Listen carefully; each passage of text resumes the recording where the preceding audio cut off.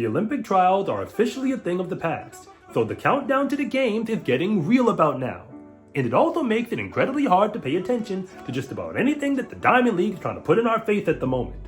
And I'm sure you already know by now that the men of Team USA are supposed to win a whole bunch of medals when they come back from Paris this summer. Noah Lyles dominates the headlines, perhaps as he should.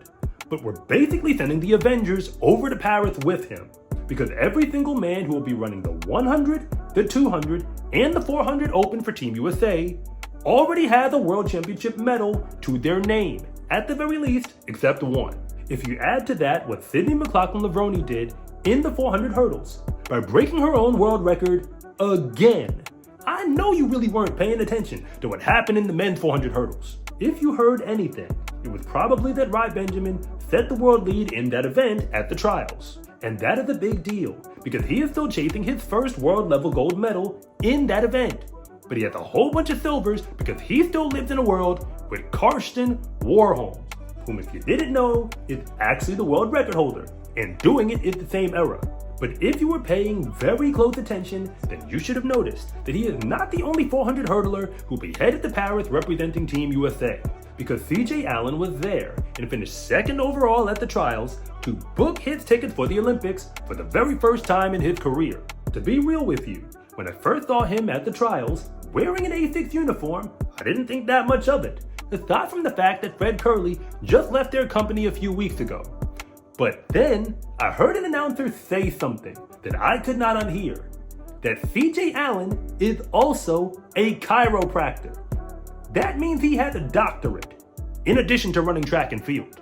I'm not even going to pretend that I understand how all of that works, but I do know that the only reason that he is that fast, but still is a chiropractor professionally, is because he was never supposed to be this fast to begin with.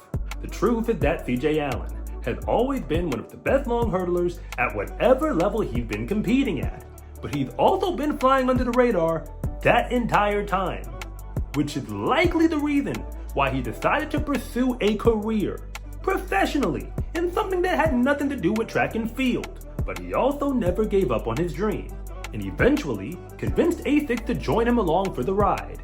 And now, he is taking a very long plane ride, headed to Paris this summer. And even though you maybe didn't even notice him, while the coverage was primarily focused on Rai Benjamin for the entire race, CJ has actually been in his races right behind him for the better part of the last decade, and we just didn't even notice.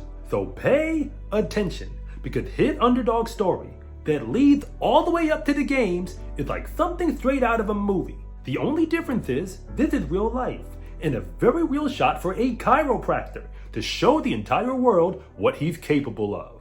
But if you're new here, I want to say thank you for even making it this far into the video. And I'm Coach Rob, the founder of SCArecruiting.com, where I rank the best high school track and field recruits in the entire nation. And if anything that I say actually connects with you, it is always greatly appreciated if you would please like and subscribe. But if I don't, just let me know in the comment section, because I try to read them all. Before I go any further, I'm going to address the part of the story that you probably already figured out in the margins, that while Rai Benjamin was turning pro and winning a whole bunch of races at that level, CJ Allen was, well, attending school to become a chiropractor. He actually got his doctorate from Life University. But before he ever started studying proper spinal alignment, while running the 400 hurdles in his spare time, he would have rated as a 4-star level recruit on SCArecruiting.com at the end of his senior year.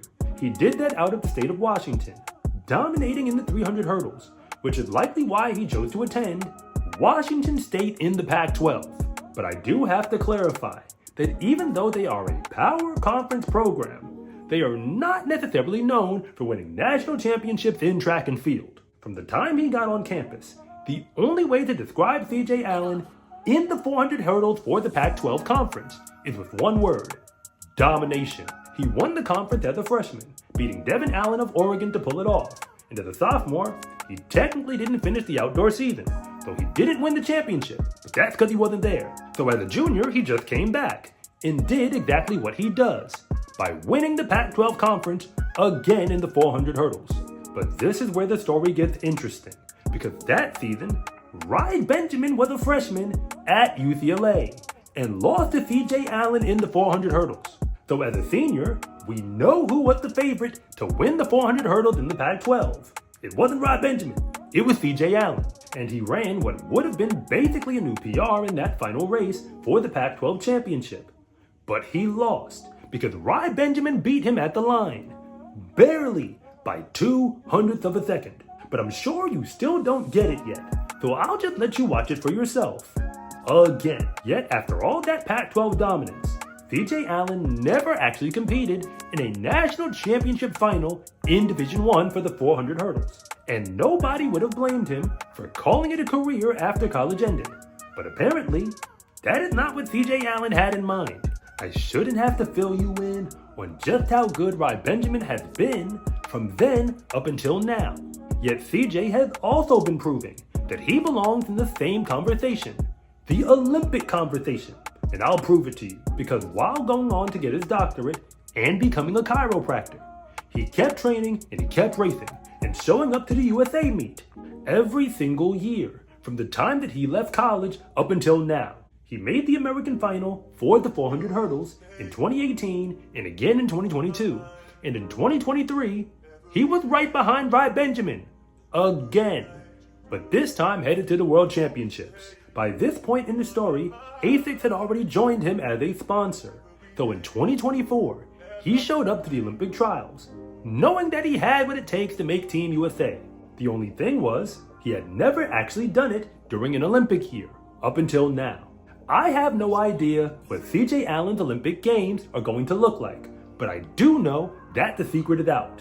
CJ Allen is a hurdler who came to college and proved that he knows how to win a gold medal in his event, and the only man who could ever stop him from winning in a conference championship meet is now still in front of him, headed to the Olympic Games. Whether or not he wins an Olympic medal in Paris this summer is really besides the point, because CJ Allen has always been great. The only problem is we really weren't paying attention to anybody who was behind Rai Benjamin, at least up until now. And I personally offer him my apologies for overlooking him in the first place. I'm actually going to blame it on that chiropractor degree, because as far as I'm concerned, he was never supposed to be this fast to begin with. SCA track and field gear is here. Fast is a lifestyle, and what you wear should reflect that. Order yours at scarecruiting.com/shop or click the link in the description below. It's a huge support to me and this channel, so I can continue to make you more content like this. And remember, it's always greatly appreciated if you would please like and subscribe.